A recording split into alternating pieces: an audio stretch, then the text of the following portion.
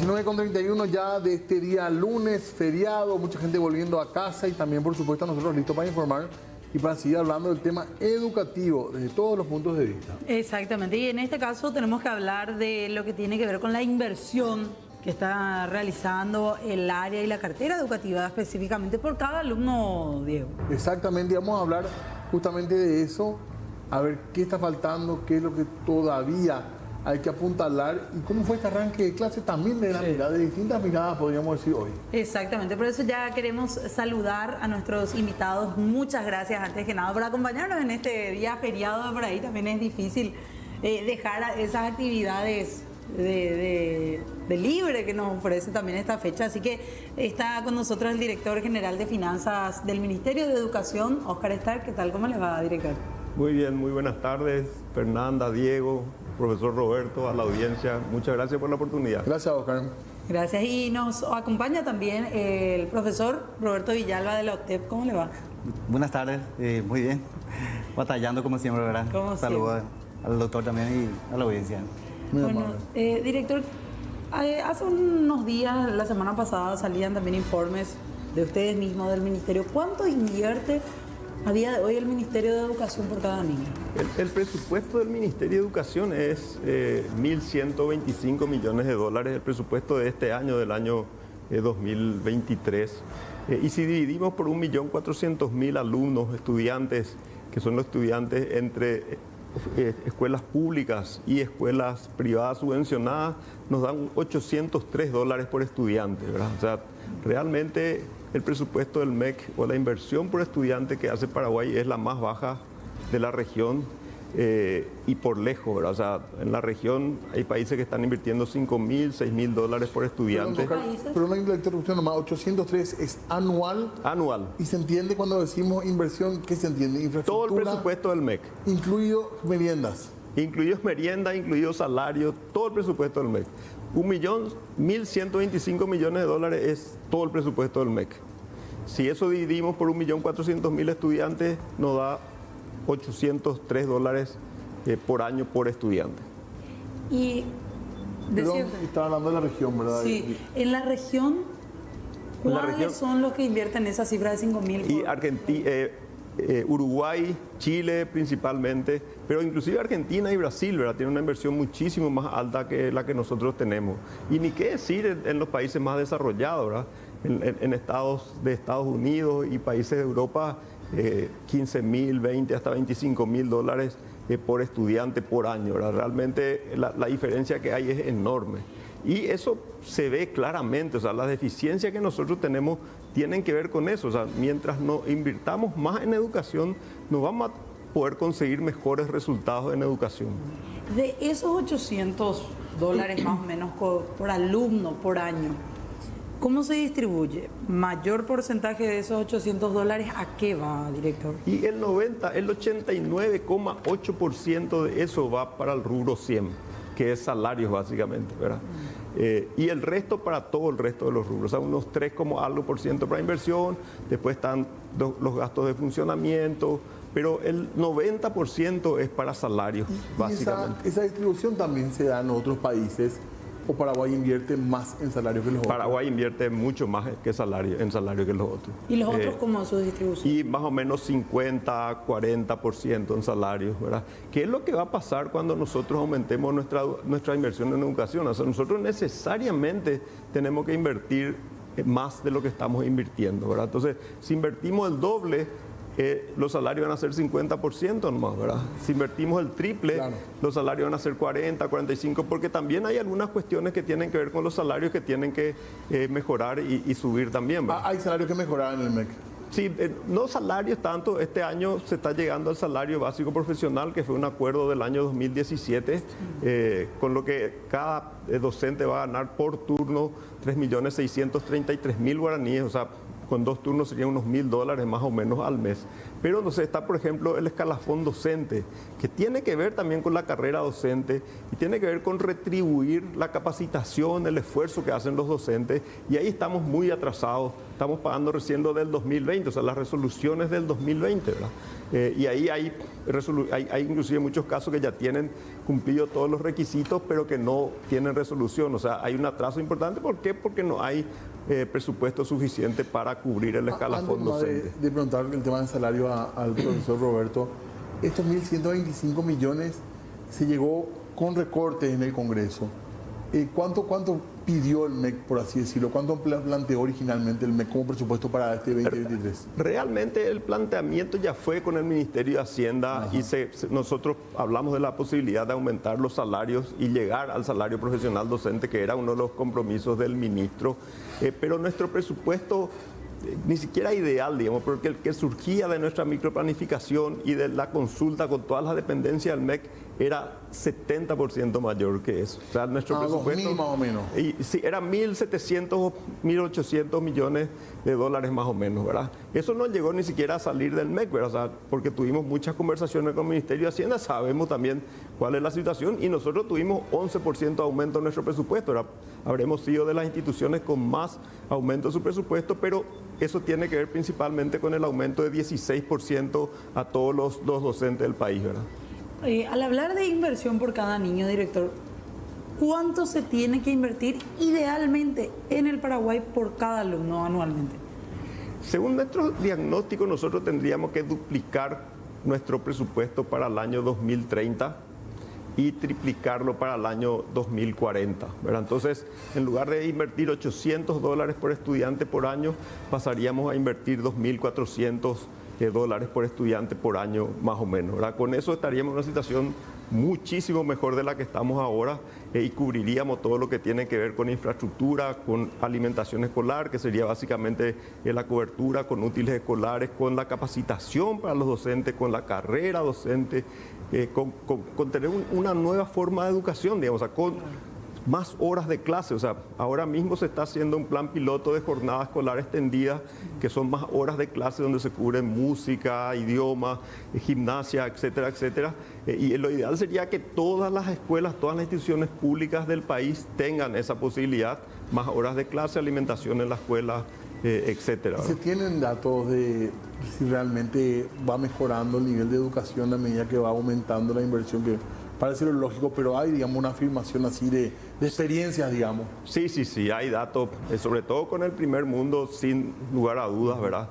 Pero sí, nosotros somos los que menos invertimos, y en Sudamérica somos el país que peor está. Sí, hay una relación, capaz que no sea tan directa, porque muchos de nuestros vecinos tampoco no están en una situación excelente, pero la situación de nuestra educación, o sea, lo que los chicos están aprendiendo es realmente muy poco, ¿verdad? O sea, según la prueba PISA, de cada 100 niños de 15 años, solamente 8 tienen las capacidades suficientes en matemáticas. O sea, 92 no tienen, ¿verdad? A los 15 años. Y en el caso de lectura y escritura estamos un poco mejor, digamos, pero unos 30 son los que tienen la capacidad y 70 no tienen, ¿verdad? Entonces, realmente la situación es muy mala. Si solamente a 8 de nuestros niños, nuestros estudiantes, conseguimos enseñarles lo que tienen que aprender sobre matemática a los 15 años, es muy mala nuestra situación, ¿verdad? Profesor Roberto, siempre estamos hablando de este tipo de cuestiones, pero hoy día no solamente aquí el director, sino son varias las autoridades del propio ministerio que salen a decir que está mal la educación que estamos teniendo para nuestros niños. Así es un tema que venimos arrastrando hace décadas, no años nomás, ¿verdad? En el sentido de la inversión en varias cuestiones. Desde la OTSN, nosotros como organización siempre hemos planteado, participado en propuestas referentes a estos temas sentidos en la educación, ¿verdad? Principalmente en la inversión en diferentes ámbitos, en infraestructura, alimentación escolar, capacitación docente, y el tema de la dignidad del salario, ¿verdad?, a los trabajadores de la educación. Entonces, desde ese ámbito, poco o nada se ha avanzado desde las gestiones del propio Ministerio de Educación y Ciencia, ¿verdad? Hace como en el año 2018, creo que fue la más baja inversión, creo que apenas llegamos al 2% del PIB. Después hubo algunos avances, pero en pequeñas proporciones. Creo que ahora estamos entre los 2,7 o 3 con todo lo que está diciendo el doctor. 2,8. Es una insignificante la inversión en términos de lo que necesita la educación, ¿verdad? Entonces, desde ese punto de vista, nosotros creemos que hay que ir revisando, además, aparte de la baja inversión que se tiene en educación, hay otro problema más también que podemos añadirle, ¿verdad? Hay presupuestos, digámosle, que no son ejecutados en el MEC. Hay algunos presupuestos aprobados, ya sea en el MEC, y no son ejecutados. Por ejemplo, estábamos revisando el tema del presupuesto del Fondo de la Excelencia en la Educación, ¿verdad? Bueno, FEI tiene 30% de FONACYDE y creo que tiene un poco más de los municipios y gobernaciones. Y si vamos a revisar en términos del nivel de ejecución presupuestaria en los proyectos, tiene muy baja ejecución. Y toda esa plata también se va otra vez depositando en otros entes, ¿verdad? Creemos nosotros, pues creo que es por ley, luego seguramente el doctor va a hablar más de ese tema, que esa plata que no se utiliza en educación se está depositando en una caja, fondo fideicomiso. Y esa plata seguramente se está prestando otra vez para préstamos, especulaciones financieras, o como si fuera que no haya necesidad en el MEC, ¿verdad? Ese es criminal, esa gestión. ¿Y por qué no se ejecuta, Oscar? No, realmente el récord de ejecución de los recursos del FEI fue el año pasado. El año pasado se ejecutó 67% de los recursos previstos del FEI. El año anterior 50 y pico por ciento y en el año 2020 26%. ¿Verdad? Realmente había un problema grave en la ejecución del FEI, pero hay una particularidad, esos son proyectos específicos, ¿verdad? O sea, el Ministerio de Educación tiene 0 recursos para reparar aulas.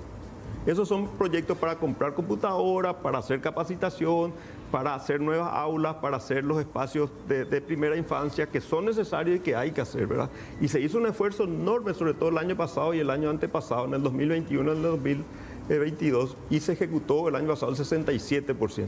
Pero hay retrasos en la ejecución de los proyectos y muchos proyectos, por ejemplo, se cerraban el año pasado. Entonces, todo el saldo de ejecución se pone en ese año porque el proyecto en teoría tenía que... Después se consiguió prorrogar y se va a seguir ejecutando este año, ¿verdad? Pero sí, había un problema. Imagínate en el año 2020, 26% de ejecución del FEI, ¿verdad? Pero también tiene ese problema. Pero esos son recursos que no son... Esos son, de acuerdo a lo que dice la ley del FEI, recursos adicionales al presupuesto del MEC y que tienen que ir por encima de lo establecido en la Constitución de inversión en educación, ¿verdad? Pero de cualquier manera es cierto, ese era un problema, es un problema que el año pasado estuvo mucho mejor resuelto, tuvo una ejecución récord de toda la historia de los recursos de FONACYDE desde el año 2012 y este año probablemente también vamos a tener una ejecución muy importante de los recursos del FEI, ¿verdad? Pero eso no es para reparación de escuelas, o sea, cuando se cae el techo de una escuela, eso tiene que ser... Eso no se puede usar. Eso no se puede usar porque esos son proyectos que se aprueban, claro. Así como un proyecto de organismo multilateral, ¿verdad? Que vas a aprobar el proyecto y se vas a arreglar vas a invertir en estas aulas, en estas escuelas, vas a comprar estas computadoras, vas a hacer esta capacitación, ¿verdad? Director, yo, hablando como ciudadana y explicando así también para la gente que nos ve desde sus casas, ¿cómo es que el ministerio, al momento de armar, de ese pre-armaje del presupuesto, no es capaz de ver de dónde se puede sacar para ponerle por lo menos un poco de inversión a la parte de infraestructura? ¿Cómo es posible que el proyecto llegue al presidente de la República con 0 guaraníes para construcción, para reparación de aulas?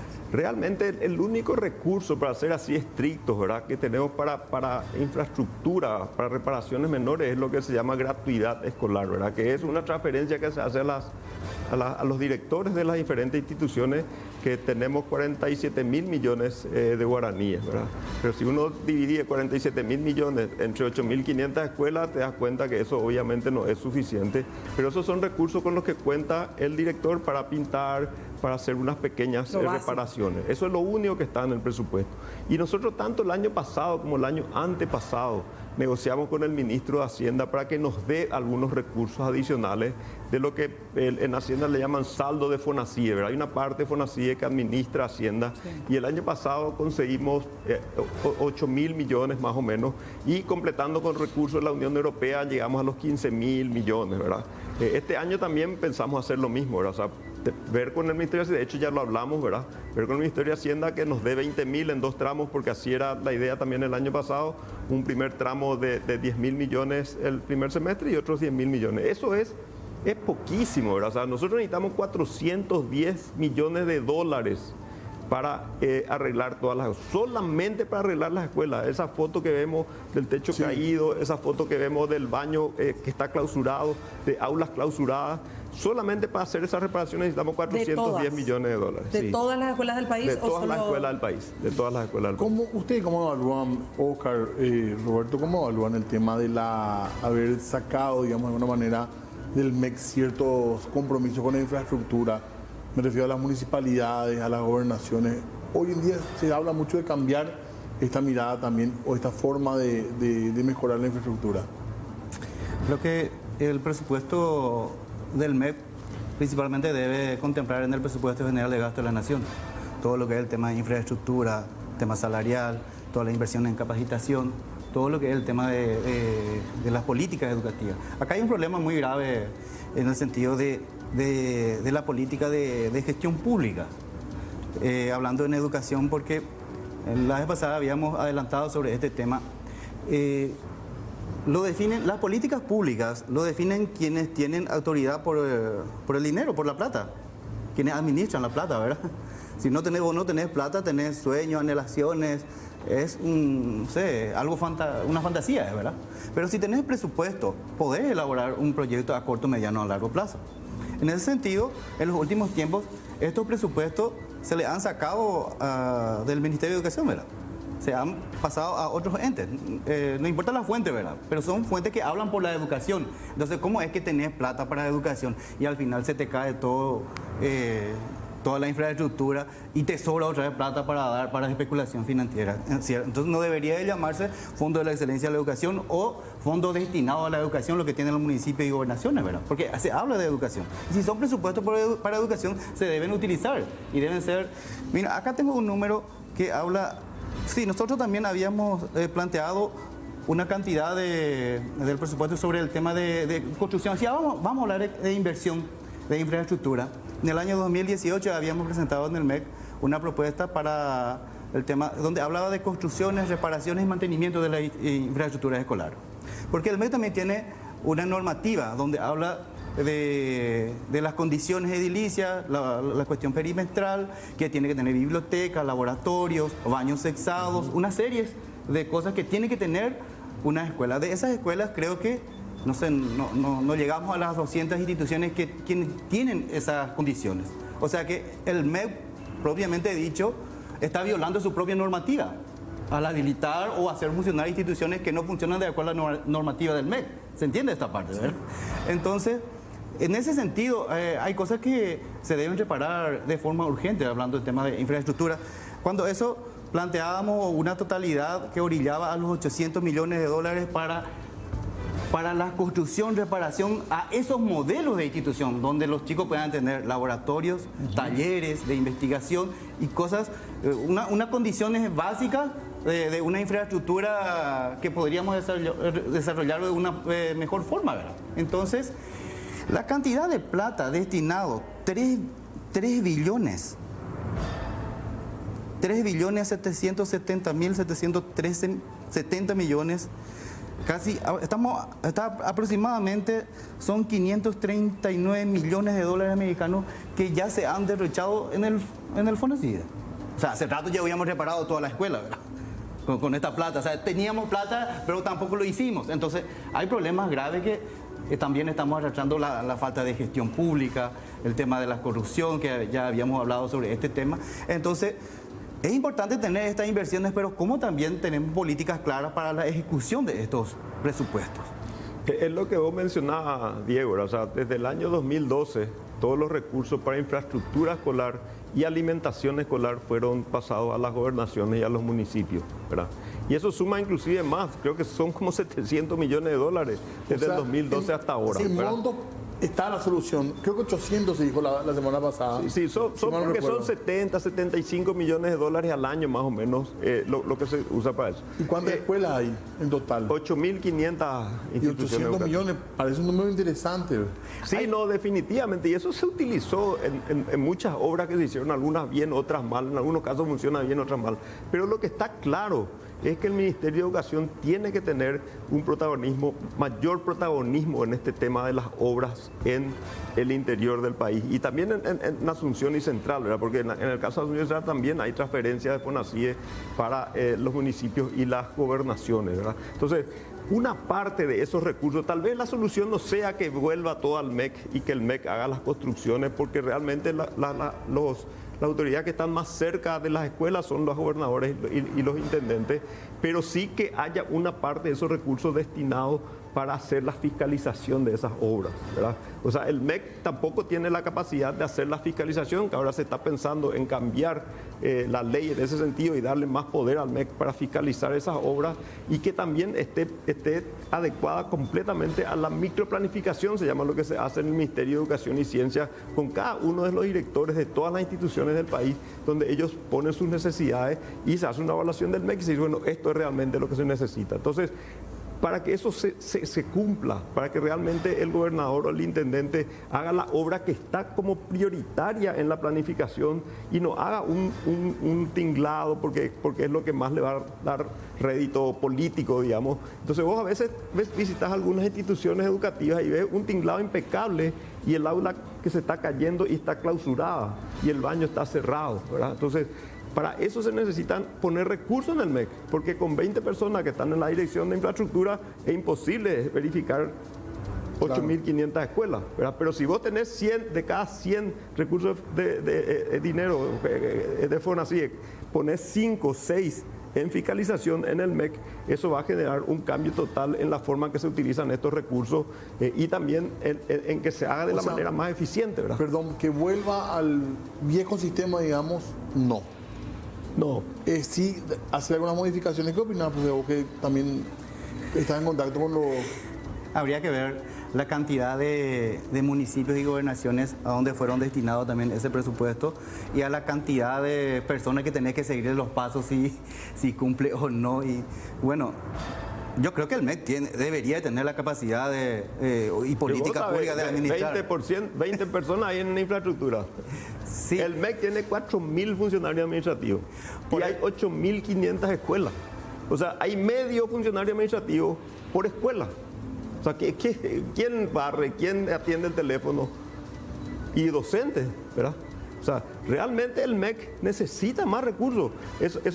Esa duplicación y que se triplique el presupuesto para el año 2040 no es una idea, están los números, línea por línea, donde hay que poner esos recursos para utilizarlos eficientemente, ¿verdad? Y es básicamente más capacidad del MEC para hacer lo que tiene que hacer según lo que dice la ley, ¿verdad? Pero eso, director, ¿no sería nuevamente volcar la inversión en salarios? Nuevamente. Quería terminar la idea que estaba desarrollando hace rato por el tema de quién administra los fondos, ¿verdad? Son los que definen las políticas públicas, ¿verdad? Porque llamativamente el ministro de Hacienda también es miembro del FEI, quien administra esos fondos. Y las propuestas o proyectos también se le van a Hacienda para que pueda aprobar, al ministro de Hacienda. Entonces, no es un gente extraño tampoco lo que está ahí. O sea, para ese tipo de especulaciones preparadas, estos tipos de instituciones sirven más bien para especular, no para ayudar a corregir estos graves problemas que están. Entonces, si el MEC no tiene presupuesto, no va a tener políticas para desarrollar, hasta incluso el doctor, dentro de poco, ya no va a tener más trabajo ahí porque es administración y finanzas, ¿verdad? Y si no tiene nada para administrar, ¿qué es lo que va a hacer ahí? Si no tiene presupuesto, si él mismo está diciendo que no tiene presupuesto, ¿qué es lo que va a administrar? Si no tiene, entonces, y si no hay finanzas, ¿qué es lo que va a hacer? Entonces, todas estas contradicciones hay que debatir de fondo esto, porque entonces las políticas en educación se te definen en el otro ámbito. Pero hay gente que dice que esto debería salir de hecho del ministerio. no sé yo si en los países que estábamos hablando, como no sé si son modelos tampoco los otros de la región, si siempre el Ministerio de Educación es el que se encarga de la infraestructura, porque hay gente que dice que no, debería pasar a obras públicas, a otra institución. No sé si esa es una posibilidad o no es lo ideal tampoco. Realmente, yo creo que ya tenemos la experiencia de pasarle la responsabilidad a las gobernaciones y a los municipios, ¿verdad? Y alejarle al MEC de esas decisiones, ¿verdad? O sea, nadie mejor que el MEC para tomar esas decisiones.